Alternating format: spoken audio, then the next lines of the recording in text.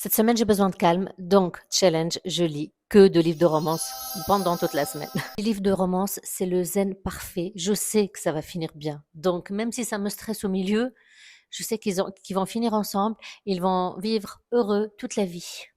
J'ai déjà démarré. Ce week-end, j'ai commencé déjà par People We Meet on Vacation. Je suis arrivée à ça, 20%. J'étais genre, get together already, c'est bon, on sait que vous êtes des amis, machin, mais ça se voit que vous allez être ensemble. Qu'est-ce que vous attendez en fait? Ça y est, là c'est le moment. Ensuite, quand je suis arrivée à peu près à la moitié du livre, j'étais genre, ok, il me manque le POV du personnage principal masculin. Et je l'ai déjà eu ce sentiment dans un autre livre de Emily Henry. Je pense que c'était le tout dernier, Big, Great, Beautiful Life ou un truc comme ça. J'étais genre, ok, je veux le POV du personnage masculin parce que je sais qu'il y a un truc. Là, pareil, Alex, le personnage principal masculin, le MMC, Alex, ça se voit qu'il est fou d'elle, même si elle le sait pas et qu'on voit que son point de vue et machin. Ça se voit qu'il est fou amoureux d'elle. Ça aurait été bien d'avoir son point de vue, en fait.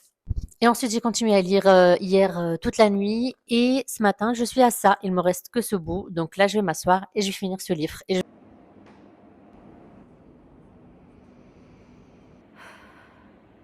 J'ai terminé et j'ai adoré.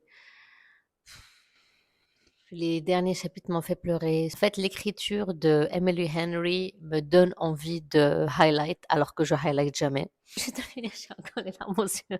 Évidemment, ils sont mis ensemble. C'est un livre de romance. Il n'y a pas de suspense. On sait qu'ils vont se mettre ensemble.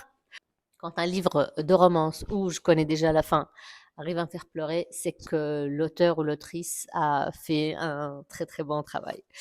Ça m'a rappelé Grey's Anatomy, si vous avez regardé la série, toute la séquence Love Me, Choose Me, Pick Me. Je savais pas que Emily Henry pouvait être drôle en fait, parce que le personnage de Poppy, elle est extrêmement rigolote. Elle fait tout le temps des blagues, elle essaie tout le temps de faire rire Alex et c'est super naturel. En tout cas, ça sort super naturellement. I didn't know regular life could feel like this, like a vacation you don't have to go home from. C'est mignon, c'est mignon. Et maintenant, je dois trouver qu'est-ce que je vais lire next. Je pense que je vais lire le nouveau livre de Bryn Weaver, celle qui a écrit Butcher and Blackbird. J'ai lu toute la trilogie.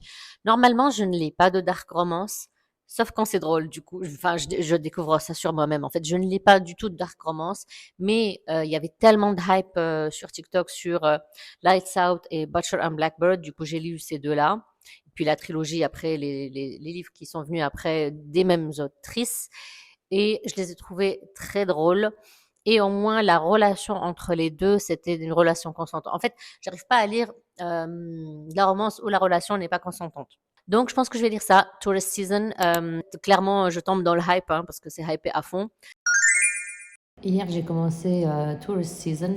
Je suis à 40%. Il est addictif, le livre. Et ça me rappelle Butcher and Blackbird, c'est vraiment le même style. C'est comme la série Dexter, donc c'est un serial killer. Sauf que là, c'est deux serial killers qui tombent amoureux. Lui, il doit la tuer dans sa tête parce qu'il pense que c'est la personne qui il est en recherche. Mais il tombe amoureux petit à petit. C'est drôle et c'est bizarre.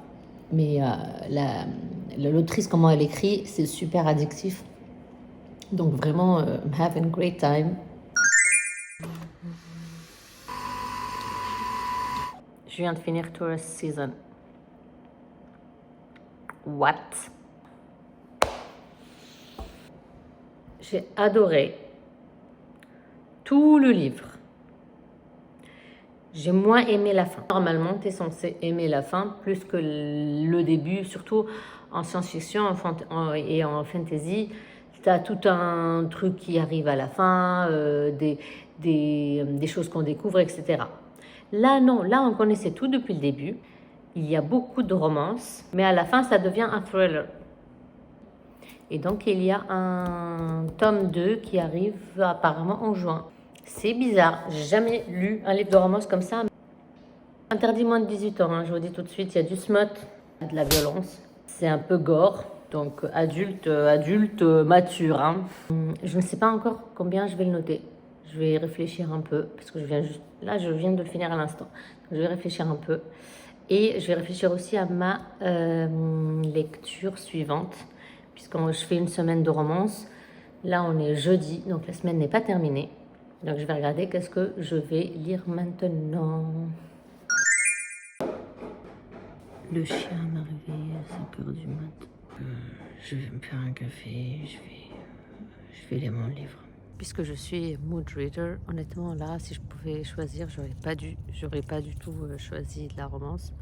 J'aurais pris un livre fantasy ou sci-fi, parce que j'ai déjà lu 2 livres de romance. Mais voilà, puisque je suis je me suis mis ce challenge toute seule, j'ai dû choisir. Et puisqu'il fait très très très très très froid, du coup je me suis dit allez, sports romance avec une ice skater et un hockey player, donc les deux sont sur la glace, puisque j'ai froid. Je suis à 15% du livre Unsteady et j'aime pas trop.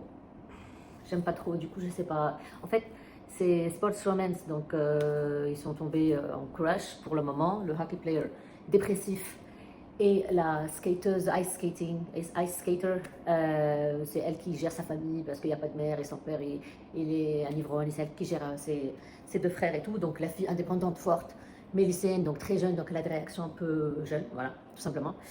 Et le mec riche, fils de professionnel, qui a la pression de son père et donc il est en dépression. Voilà.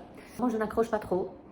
Donc, je vais continuer un petit peu de donner encore une petite chance jusqu'à peut-être arriver à 30% peut-être du livre. Si j'aime pas, je vais aller à DNF et je vais prendre un autre.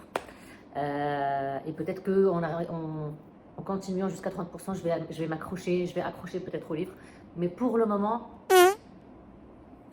c'est pas mon style parce que je trouve que le style est très enfantin.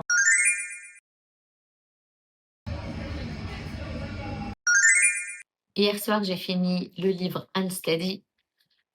J'ai pas aimé du tout.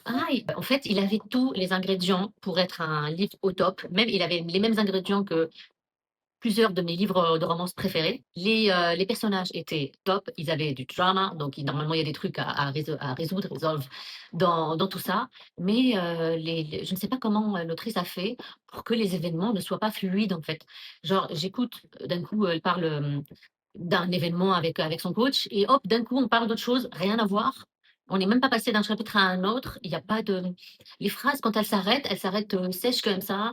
Euh, Vraiment, c'était pas du tout fluide. Et puis, j'ai pas aimé le ending. J'ai pas aimé comment ça s'est déroulé. On est passé de la fille super indépendante qui gère ses frères, qui fait tout. Et si vous voulez pas que je vous spoil pas. Mais franchement, je vous recommande pas du tout ce livre, donc je vais vous spoiler.